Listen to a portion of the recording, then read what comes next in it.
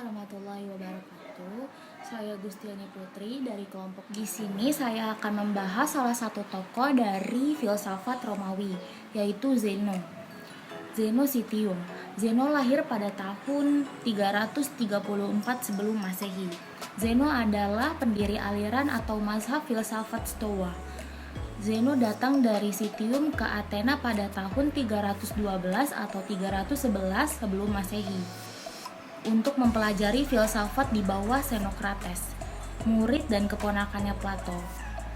Para pengikut ajaran Zeno disebut Zenonians. Zeno dan dua rekannya, Chrysippus dan Cleanthes dari Assos dijuluki sebagai Stoa mula-mula. Zeno sangat terinspirasi oleh Socrates dalam hal etika dan keberanian, terutama dipengaruhi oleh peristiwa kematian sukarela Socrates yang ia anggap sebagai martir. Hal ini akan mempengaruhi cara berpikir mazhab Stoikisme, sebuah sekolah yang ia dirikan, yaitu bahwa kematian bukan hal yang harus ditakuti, terlebih jika kematian yang dilakukan dengan sukarela demi kebaikan. Selain itu, Zeno sangat dipengaruhi oleh filsafat sinisisme atau sinis yang dikembangkan Krates dalam hal kemerdekaan manusia memilih cara hidup, bukan patuh pada aturan hukum, melainkan taat pada keteraturan alam. Sebab hukum yang tertinggi adalah hukum alam yang diatur oleh Sang Ilahi. Dalam pengaruh Krates, Zeno menuliskan gagasan bagaimana hidup dalam dunia politik saat itu. Bukunya berjudul Republik. Ciri dari ajaran sinisisme itu adalah anti kemapanan, yaitu jalan hidup yang menyatu dengan alam. Warisan mazhab sinisisme dalam diri Zeno tampak dalam beberapa proposal. Ada 6 proposal. Yang pertama, ia membuktikan tidak bergunanya pendidikan umum.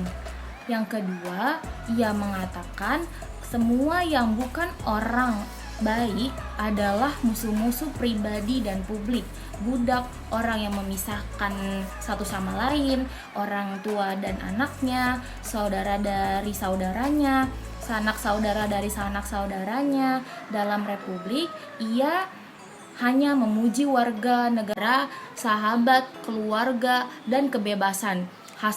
Hasilnya adalah bahwa berdasarkan premis Stoa, orang tua dan anak adalah saling memusuhi karena mereka tidak bijak. Yang ketiga, ia menetapkan doktrin seperti dalam republik bahwa wanita seharusnya dimiliki bersama.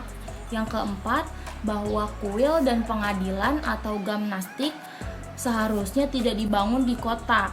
Yang kelima, tentang penciptaan uang, ia mengatakan tidak boleh dianggap bahwa pembuatan uang akan dipakai untuk pertukaran atau perjalanan ke luar negeri.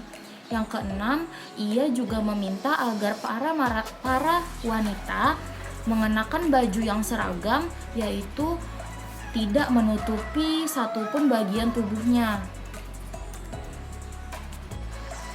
Prinsip hidup menuju kebahagiaan dan kebaikan diukur dari kebajikan dan moralitas, bukan dari sistem hukum sebuah negara atau pemerintah.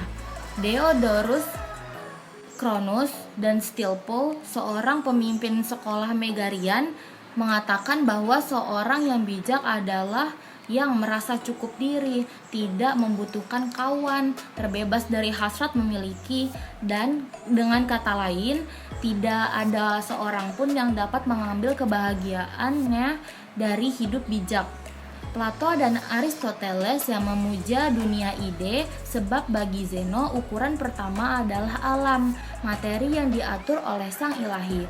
Nyata bahwa ajaran Stoa sangat mendasarkan kehidupan manusia pada alam dan Allah sebagai acuan tindakan manusia. Kematian dan kenangan atas Zeno. Zeno mencetuskan Stoa sebagai tempat belajar yang menerima siapa saja sebagai warga, bahkan orang asing. Banyak juga orang Athena yang menjadi pendengarnya. Ketika ia meninggal diperkirakan tahun 262 sebelum Masehi, penghormatan yang ditunjukkan kepadanya berupa kumuran di halaman akademi dan liseum, tempat orang-orang menimba ilmu dan berolahraga.